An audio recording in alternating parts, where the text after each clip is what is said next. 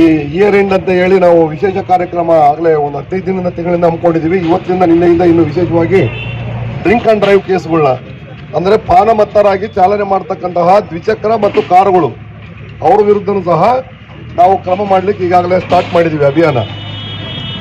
Motor vehicle case IMV ಆಕ್ಟ್ನಲ್ಲಿ ಏನಿರುತ್ತೋ ಅವೆಲ್ಲವನ್ನೂ ಪಾಲನೆ ಮಾಡ್ತೀವಿ. ಅದರ ಜೊತೆಗೆ ಡ್ರಿಂಕ್ ಅಂಡ್ ಡ್ರೈವ್ ಕೇಸು ವಿಶೇಷವಾಗಿ ಈ ಇಯರ್ ಎಂಡಲ್ಲಿ ಇನ್ನೂ ಜಾಸ್ತಿ ಅಪಘಾತಗಳಾಗ್ತದವೆ. ಜನರು ಜಾಗೃತರಾಗಬೇಕು, ನಿಧಾನವಾಗಿ ಚಲಿಸಬೇಕು. ಮತ್ತೆ ಡ್ರಿಂಕ್ ಅಂಡ್ ಡ್ರೈವ್ ಯಾವುದೇ ಕಾರಣಕ್ಕೆ ಕುಡಿದ ಮತ್ತಿನಲ್ಲಿ ಚಾಲನೆ ಮಾಡಬಾರ್ದು. ನೀವು ಮೊದಲೇ ಪ್ಲಾನ್ ಮಾಡ್ಕೊಂಡು ಹೋಗ್ಬೇಕು. ಯಾವುದಾದ್ರೂ ಬಾರ್ಗೆ ಹೋಗ್ತೀರಿ, ರೆಸ್ಟೋರೆಂಟ್ಗೆ ಹೋಗ್ತೀರಿ ಅಂದರೆ ಡ್ರೈವರ್ಗೆ ಕುಡಿಸೋದು ಬೇಡ. ನೀವು ಮೊದಲೇ ಆ ಥರ ಪ್ಲಾನ್ ಮಾಡ್ಕೊಂಡು ಹೋಗ್ಬೇಕು. ನಾವು ಬೆಂಗಳೂರು ಸಿಟಿಯಲ್ಲಿ ಟ್ರಾಫಿಕ್ ಮಾಡಿದಾಗ ನೋಡಿದ್ದೀವಿ, ಕೆಲವರೆಲ್ಲ ಫ್ಯಾಮಿಲಿ ಕರ್ಕೊಂಡು ಹೋಗೋರ ಜೊತೆಗೆ, ಯಾಕಂದ್ರೆ ಅವ್ರು ಕುಡಿಯಲ್ಲ ಅಂತೇಳಿ ಹೆಣ್ಮಕ್ಳ ಹತ್ರ ಡ್ರೈವ್ ಮಾಡ್ಕೊಂಡು ಬರೋರು ಯಾಕೆ ಬೇಕಂತೇಳಿ. ಹೆಣ್ಮಕ್ಳು ಡ್ರೈವ್ ಮಾಡ್ತಾರೆ, ಕುಡಿದವರೆಲ್ಲ ಹಿಂಗೆ ಕುಡಿದ್ರು, ಅದೇನು ಸಮಸ್ಯೆ ಇಲ್ಲ ನಮಗೆ. ಯಾರೇ ಕುಡಿದವರು ಚಾಲನೆ ಮಾಡ್ಕೊಂಡು ಬರಂಗಿಲ್ಲ. ಕಟ್ಟುನಿಟ್ಟಾಗಿ ಅಭಿಯಾನವನ್ನು ಏರ್ಪಡಿಸಿದ್ದೀವಿ.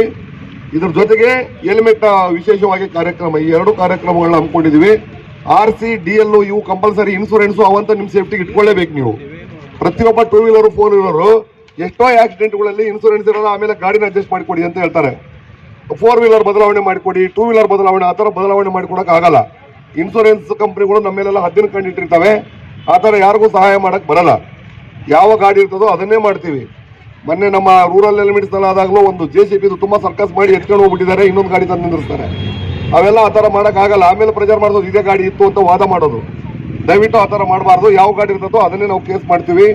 ಇನ್ಸೂರೆನ್ಸ್ ಇಲ್ಲ ಅಂದರೆ ಓನರ್ಗೆ ಆ ಡೆತ್ ಆಗಿರೋ ವ್ಯಕ್ತಿ ಮೇಲೆ ಡಿಪೆಂಡು, ಆ ಏಜು ಮತ್ತು ಅದು ಅರ್ನಿಂಗಿನ ಮೇಲೆ ಡಿಪೆಂಡ್. ಎಷ್ಟು ಕ್ಲೇಮ್ ಆಗ್ತದೋ ಗೊತ್ತಿಲ್ಲ. 50 ಲಕ್ಷ ಆಗ್ತದೋ, 20 ಲಕ್ಷ ಆಗ್ತದೋ, 70 ಲಕ್ಷ ಆಗ್ತದೋ, ಓನರ್ ಮೇಲೆ ಬೀಳ್ತದೆ ದಂಡ.